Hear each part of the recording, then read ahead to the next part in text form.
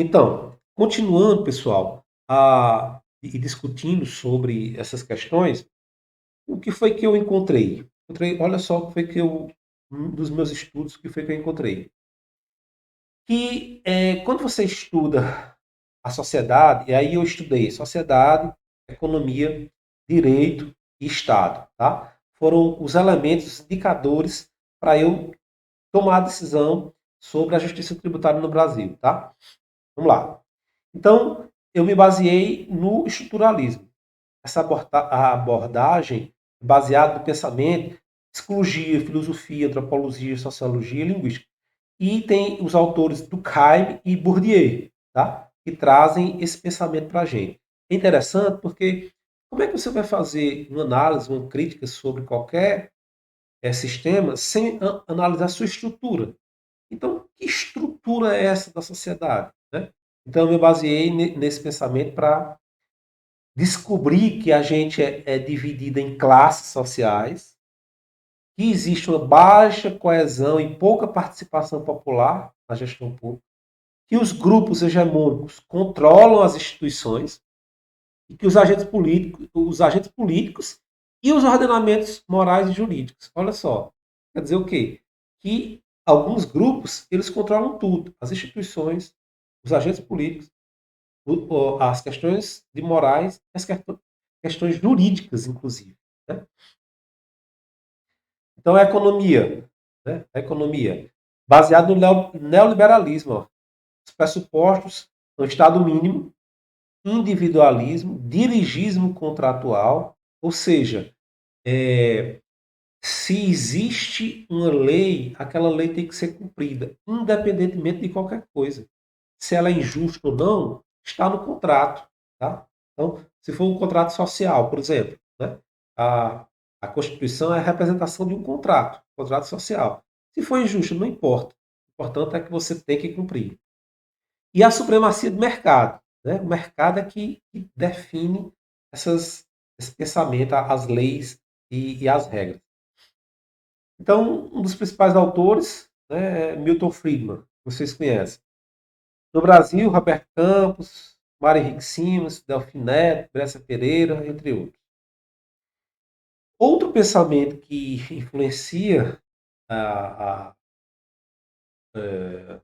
as teorias, o que a gente pratica hoje no Brasil, na questão do pensamento econômico, é o chamado institucionalismo da escolha racional. Né? Teoria da racionalidade econômica. Reducionismo microeconômico. Ó, só microeconomia. Custo de transação, eficiência de Pareto. É o pensamento que domina. Tá? Inclusive na esfera do direito. Olha só, a economia ele vai fazer com que os operadores do direito eles tomem decisões baseado nessa escola, tá? Em reducionismo microeconômico. Você não leva em consideração outros aspectos. É mercado, é empresa, são empresas, Estado, né, a firma, as pessoas, o Estado e o mercado. Então, o resto não importa. Ok? O resto não importa. Então, esses agentes econômicos, eles estão buscando a racionalidade, né? A melhor posição. Né? Então, você tem que decidir, você tem que resolver pelo um cálculo matemático. Tá? Então, afasta-se desse pensamento, sociologia, antropologia, filosofia, afasta-se. Pensamento é matemático. Tá? Então, alguns autores, como Douglas North, Oliver Wilson e Ronald Coase. Né? Então, no Brasil tem algumas pessoas, como Ana Paula de Barcelos, né? Paulo Canhendo e outros. No direito tem o que prevalece, né? O que prevalece é a história do substancialismo. O que é a história do substancialismo?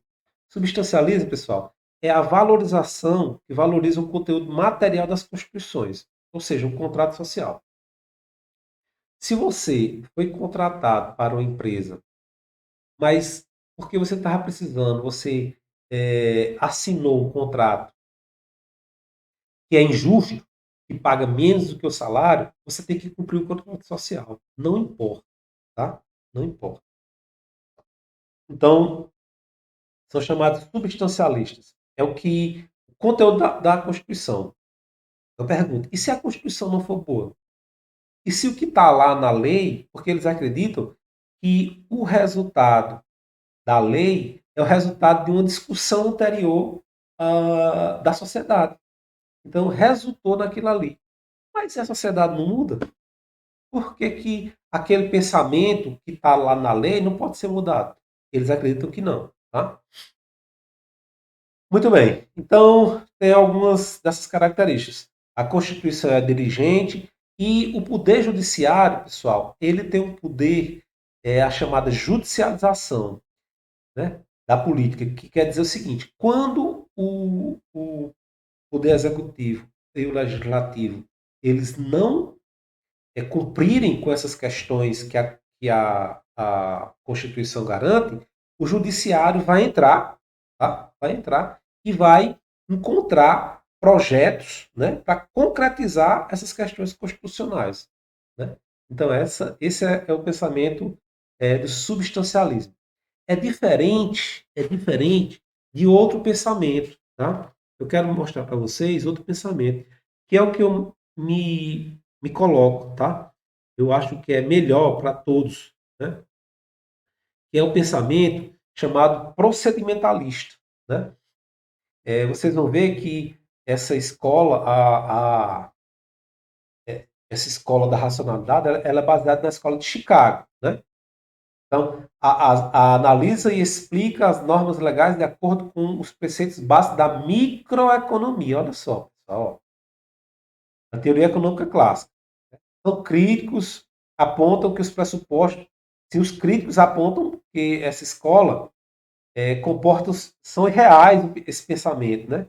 Esse ponto de vista negligenciam uma função importante prestada por instituições sociais e legais, né?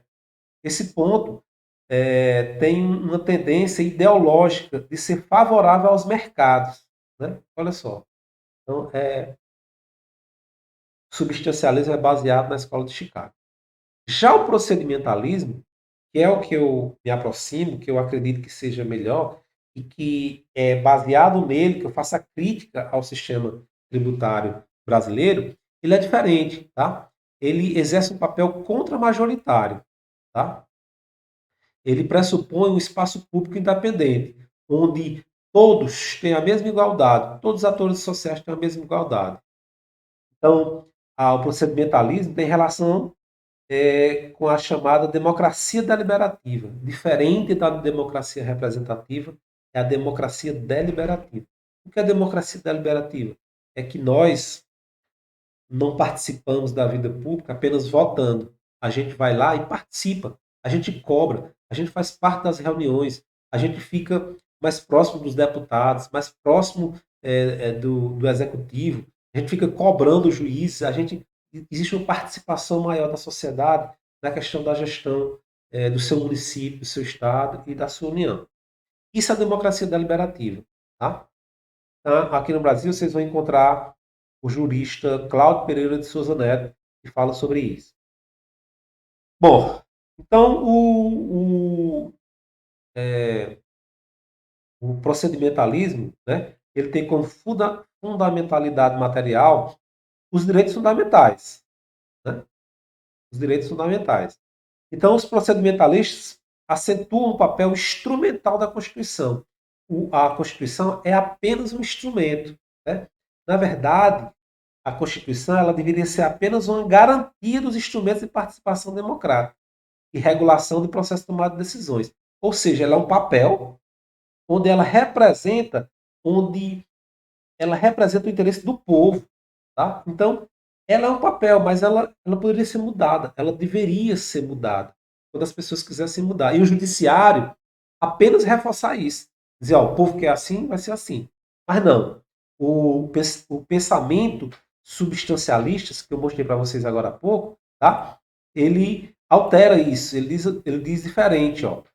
Esse pensamento substancialista, ele diz assim, ele diz que a Constituição ela é dirigente, né? Então a gente tem que valorizar o conteúdo material das constituições, tá? Então, o Poder Judiciário tem um papel mais ativo, né, quando isso não ocorre. Ok? Muito bem. Então, em relação às questões deliberativas, elas são propostas por outra escola. Enquanto a escola, o substancialismo é baseado na escola de Chicago, o procedimentalismo é baseado na escola de Frankfurt, né? Frankfurt, alemã, que ela tem como objetivo contextualizar, definir, dinamizar o cenário e adotado pelos integrantes dessa vertente, tá? Então, nasceu mais ou menos em 1940, quando a ascensão do nazismo e esses estudiosos da escola procedimentalista foram expulsos para os Estados Unidos e para a França. E aí eles começam, pessoal, a estudar uma coisa chamada sociedade de massa. Né? Então, eles começam a perceber que existe um pensamento, se o iluminismo, né, libertou as pessoas do misticismo, né, por outro lado, acorrentou a sociedade à razão. Então, ao mesmo tempo em que o iluminismo traz luz sobre a história do que é místico, né? Do misticismo, mas por outro lado, ele acorrenta, ele não liberta as pessoas. Ele acorrenta, por outro lado, lá na frente, a questão da razão. Então, ele se preocupa com a história da indústria cultural, né? Então, a cultura, ela vira uma indústria. Como assim? Produz uma série de homogeneidades, né? As pessoas têm um padrão cultural, né? Então veja só que as pessoas aqui querem imitar o comportamento do que está acontecendo na Europa, do que está acontecendo nos Estados Unidos, por exemplo, né? Então isso é padronizar a cultura. Todos devem ficar da mesma forma. A cultura perde a aura e vira mercadoria, né? Rebaixa o nível de produtos artísticos. Técnico intermedia o artista, né? Então, essa escola ela faz uma crítica, né? A base é uma teoria crítica que propõe uma análise mais pormenorizada da relação entre o sujeito e o objeto, destacando o sujeito como ser histórico, tá? Então, como é que eu vou é, querer que um índio tenha o mesmo comportamento que o meu, né? Para ficar mais fácil de lidar com ele, sem levar em consideração os seus aspectos históricos, né? Falando só do índio, porque existe toda uma outra questão da etnicidade, né? Dos negros, é, dos mongóis, de pessoas que pelo mundo tem outra cultura, mas que esse sistema racional, né? O pensamento institucional racional quer padronizar. Todo mundo tem que ter o mesmo comportamento. Isso é que é bom. Você só é feliz se estiver participando dessa forma, tá? Muito bem. Então, ela tem uma certa influência marxista, mas ele procura trazer o pensamento, por exemplo, do socialismo, do marxismo, com a questão contemporânea, que Marx, por exemplo, não viu, né? Mas você tenta atualizar, não é totalmente baseado em Marx, mas tem uma influência marxista, com as questões mais atuais. Então, entre eles, Horkheim, Adorno, Marcuse, Habermas, né? Então, o principal conceito, como eu disse para vocês, o que emerge é o conceito de indústria cultural, né? O iluminismo como mistificação de massa, né? Então, o que é que a teoria da crítica e a indústria, eles trazem? Eles dizem que os produtos padronizados ajustam os indivíduos ao conformismo, né? Então, é um pensamento em relação ao consumo. Todo mundo vai consumir isso, porque é bom para todo mundo, porque é bom para o capitalismo. Fetichização da técnica e reificação das consciências, né? Então, você se preocupa mais com a técnica do que com a crítica, por exemplo. Cultura afirmativa, nega possibilidades emancipatórias de cultura, né? Então, a cultura é aquela, a melhor cultura é essa. A cultura dos outros não presta. Instrumentalização da diversão e do tempo livre, com prolongamento do trabalho, integração autoritária, que debilita individualidades, ou seja, não respeita as individualidades, e manipulação de audiências. O que seria manipulação de audiências? É quando, por exemplo, no debate, né, as pessoas vão debater, e se alguém for contrário àquele pensamento que todo mundo está pensando, aquela pessoa deve ser rechaçada, deve ser criticada, deve ser calada, tá? Ela deve ser calada, porque o pensamento é o pensamento da maioria, né? Deixa pelo menos a pessoa falar. Ela, como vai ter uma votação, é audiência, todos podem votar, mas alguém pode dizer, não, eu sou contrário. Qual é o problema? Né? Mas isso não é aceito pela indústria cultural. Tá? Eu sugiro para vocês, quem tiver interesse, né, desse pensamento, né, de um livro chamado Direito e Democracia, de Habermas. Ele fala sobre isso, entre facticidade e validade. E tem um outro livro aqui no Brasil, né, de uma autora, de Danielle Sales, que ela fala sobre entre substancialismo e procedimentalismo, elementos para uma teoria constitucional brasileira. Então, são dois livros interessantes que vocês. Eu vou mandar esse material para vocês e vocês dão uma olhada com calma sobre o assunto, tá? Eu continuo tratando. Como eu vou mandar um material para vocês, eu não sei, talvez seja o cansaço. E não, eu não estou mostrando para vocês direito sobre. Eu falo uma coisa e não mostro o tema, né? Então, tá aqui toda a discussão. Vocês vejam os vídeos sempre com o material e seguindo a sequência, né? Porque eu vou falando aqui, falei da escola de Chicago, falei. Acredito que seja cansaço, porque não pode um negócio desse. Bom, mas voltando aqui, tentando voltar de forma mais correta para a gente fechar sobre esse tema. Então eu falei sobre, ver se está correto aqui, não está, já está, é isso que eu quero falar, muito bem. Então eu falei sobre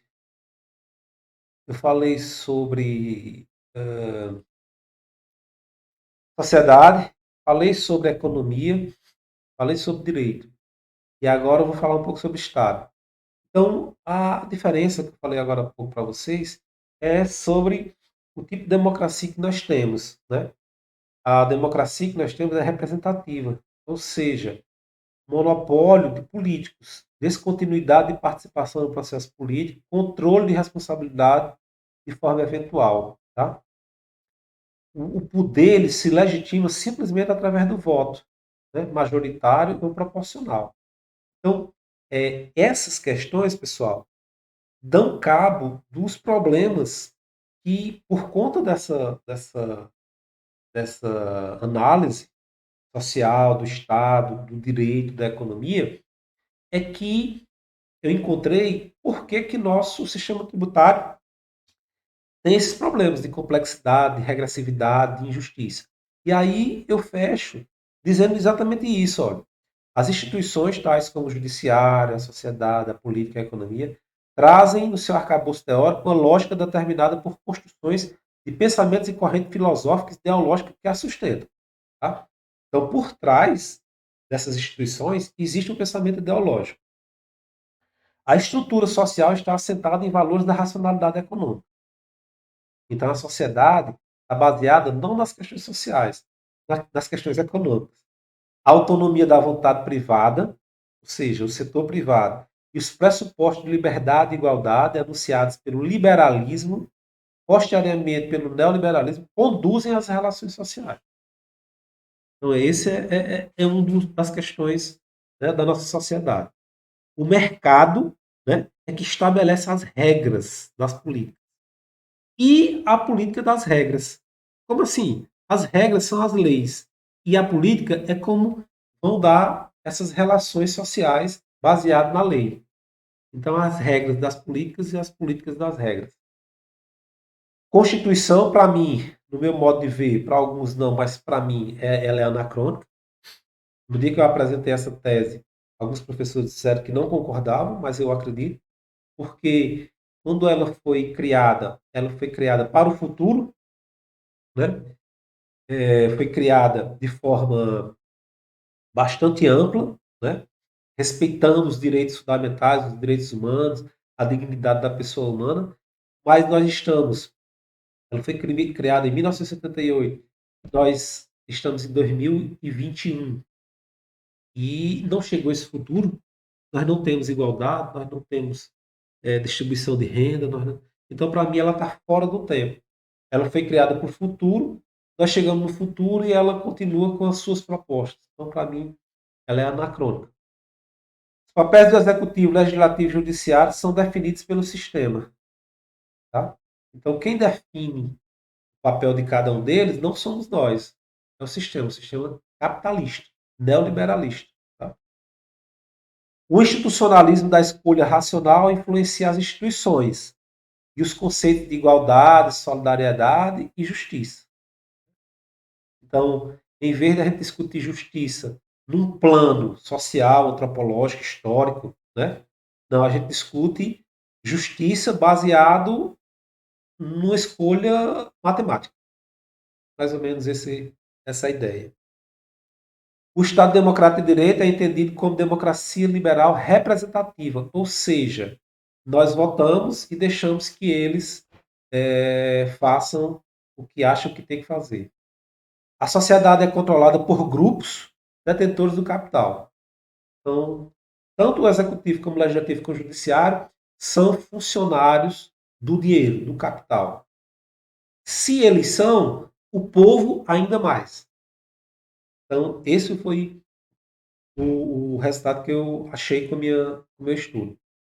A atividade legiferante, ou seja, de criar leis, é desenvolvida por poucos, sem controle da sociedade. Ou seja, os deputados deveriam criar leis perguntando para a gente, perguntando ao seu grupo, em quem votou nele.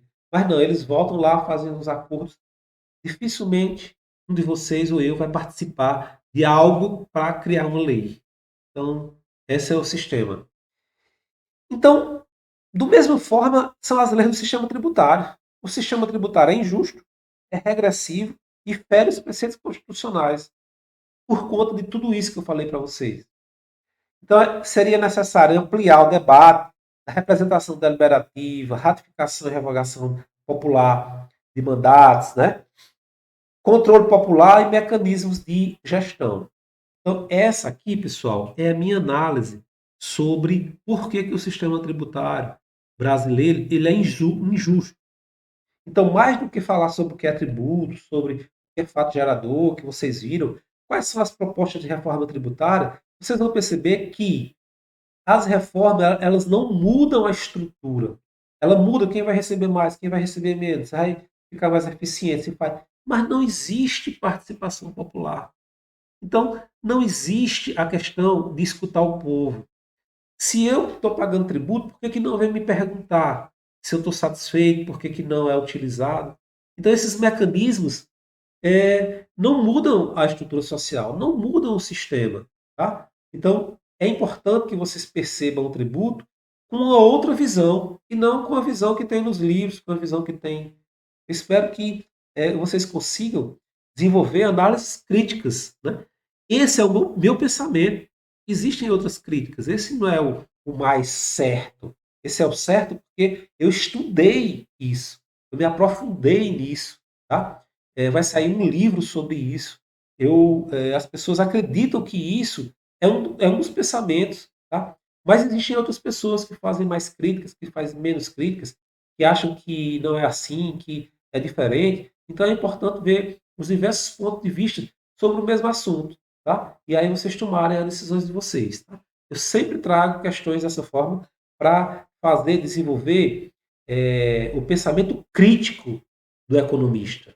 E não aquela pessoa que decora o que é tributo, como é que aplica o tributo, qual é o fato gerador. Isso é muito fácil, isso é para concurso, isso é para passar. Aqui não, aqui na universidade nós somos críticos. Nosso papel é fazer análise crítica, ok? Então, até a próxima.